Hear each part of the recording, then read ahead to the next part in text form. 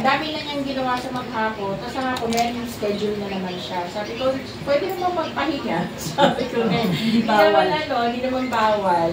Hindi, okay lang yan, ganyan niya, kaya niya. Basta for the Lord, dami siyang ever ready. Oo. Pero pag sa iba mo siya, ay na ako. Okay, ay natatamad ako, gano'n. Kaya bilib ako kay Mami. Kumbaga parang hindi ko kaya yung ginagawa niya. Yun, sa church, gano'n. Kumbaga parang, yung mga ginagawa niyang ang dami-dami, hindi ko kaya, kumbaga parang isa pa lang ginagawa niya, pagod na ako. Pero si Mami, para siyang, sentro from A to Z. yung kanyang, energy. Ayun, kaya talagang, ever since naman talaga, kahit noong parang bata pa kami, sa school din, marami siyang mga ginagawa, marami siya talagang kung ano-ano, mga racket. Magtitinda ng mani, magtitinda ng ganito. Wala ba ako pa-order na ganito. Nagpapaaral lang, anak. Kapag-college. Ang dami yan. Hindi pa uso yung mga bumbay-bumbay nun. Siya na yun. Nagpapa-order ng Immerflex. Nagpapa-order mga gamit sa bahay. Dati yung yung electric pan na may parang chandelier. Nakapiling ako sa kanya. Talaga dito? Oo, nakapiling ako. Kaya si Mami talaga, kumbaga, sa discarte din talaga. Discarte din siya talaga. Kaya lang, ewan ko ba ba't ako nagmana? Hindi ko nakuha yung mga ganong Nagaling ko ang pera. Ang galing talaga. So, yun. Kay Mami, sana, kumbaga parang mas bigyan pa siya ni Lord ng habang kasi para yun nga, sabi siya, nakikita ko nabubuhay para kay Lord, I mean to serve, gano'n. Kaya kumbaga parang alam ko kailangan pa siya dito sa baba. Hindi pa siyang kunin ni Lord. Marami pa siyang Lord, please. marami pa siyang gagawin dito kasi marami pa siyang hindi nagagawa. Kumbaga kulang pa. Kahit ang dami-dami na niya, pero para sa kanya kulang pa din. Kumbaga parang kulang na lang lahat ng sulok dito sa San Pedro. Gusto niya gano'n. Tapos lahat na lang ng puntahan namin pag may nakatabi, lagot ka kayo, masasira. Pero meron ko tinagaabang lang kami gano'n, maya-maya kausap na niya, masira na niya. Baka di na kami magkita eh. Yung passion niya talaga sa pag-share ng Word of God, talagang sana mamana din namin.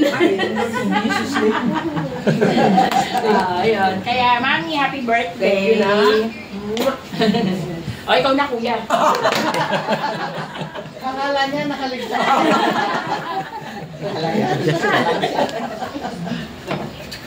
Ay, palagay ko si Sophie magsasalita na hanggang mamaya. Sophie! Oh, Sophie! Ikaw na muna dali, Sophie! Hindi makakalawas Sophie, dito. come on.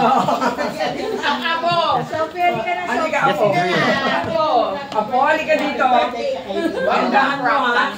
Nakaklaps. Ayaw mo yung damit. Dalaga na si... Ang tatandaan na ganun-ganun. Ang lalaki. Eskwela ko to eh. Sunday malagiging mag-eskwela.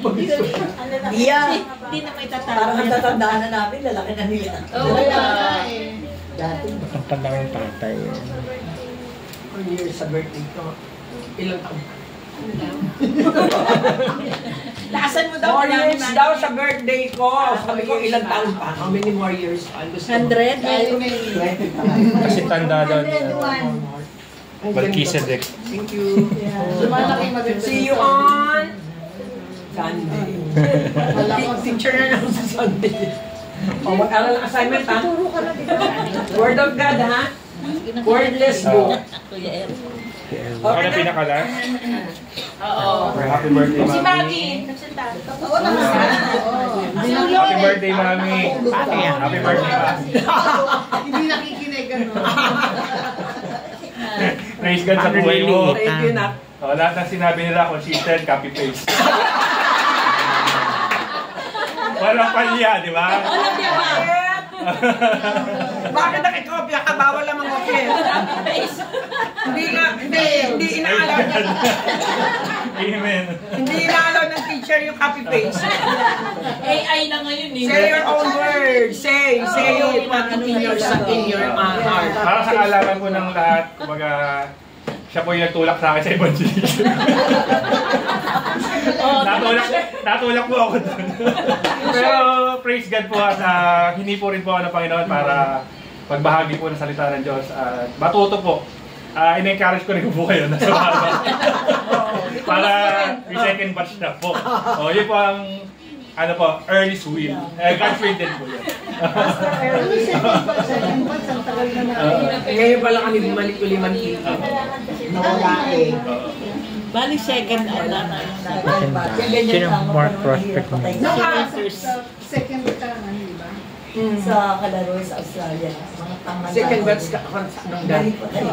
Ako gusto ko lang i-share kay Erwin. Nung maliliit pa sila, mga siguro mga grade 5. And then, ang very memorable sa akin yun na yun yung hinahanap ko sa aking mga anak.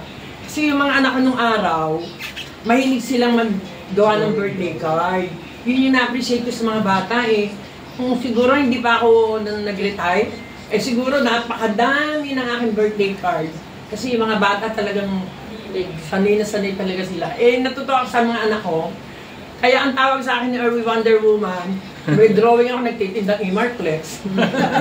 May drawing ako, may dala akong, yung Ducky. May drawing. Dala kang drawing. Teacher na, may drawing, nagtuturo sa may blackboard. May drawing dito, tuturo ako ng, boardwalk. May Avon. Lahat na. Kaya ang tawag niya sa akin, Wonder Mommy. To my Wonder Mommy. So tinabi ko yun eh. Kasi sabi ko na tuwa sa anak ko kasi nakikita nila yung ginagawa ng mga anak.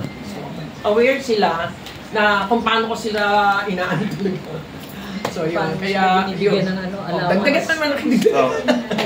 Ang aking tanging panalangin kay Mami ay lumakas para makakyat sa mga hagdan. Bigyan siya ng proteksyon sa mga paggabay niya sa mga akyatin. Yun lang naman kasi ang problema niya po, di ba po? Kasi po ako po ang driver nila. So ako po ang kanyang tungkod. So para magawa po niya yung mga gusto niyang gawin, kailangan talaga ng lakas, no? I-sustain ang Panginoon ng kanyang lakas. Tagal ni Ate Eddie itinutulog. Yun lang po, tsaka matagpuan po niya yung Panginoon sa tuwing siya ay nag-iisa, malungkot din, gano'n. Yun lang po. Praise God. Yun na. So, salamat sa ako talaga sobrang, magpo-closing prayer siya. So, nagpapasalamat ako sa inyo lahat. Sa you take time talaga na talagang pumunta dito. Busy day. Hindi naman natin schedule ng LG. Di ba? Lugar na kayo nasa house niyo, meron kayong ginagawa, pero you choose to come here para mag-celebrate ng birthday. So, praise God. At yung mga words niyo, sobrang naging source of encouragement sa akin and inspiration. Para, yun nga, di ba sabi nga, yung mga ginagamit ni Lord for us, para all the more na lalo tayo maging ma-strengthen and ma-encourage and ma-inspire para patuloy lang tayo magpagamit sa Panginoon. Iba kasi yung joy. Iba yung joy na ikaw ay nagpapagamit sa Panginoon. Kaysa doon sa mga joy na naka-focus ka lang sa mga worldly things.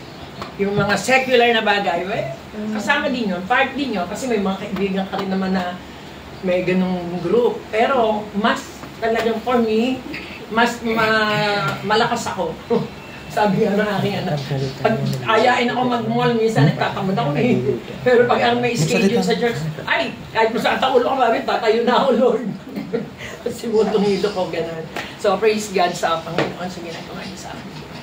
So, hilingin ko na po, the Lori, to close us in prayer.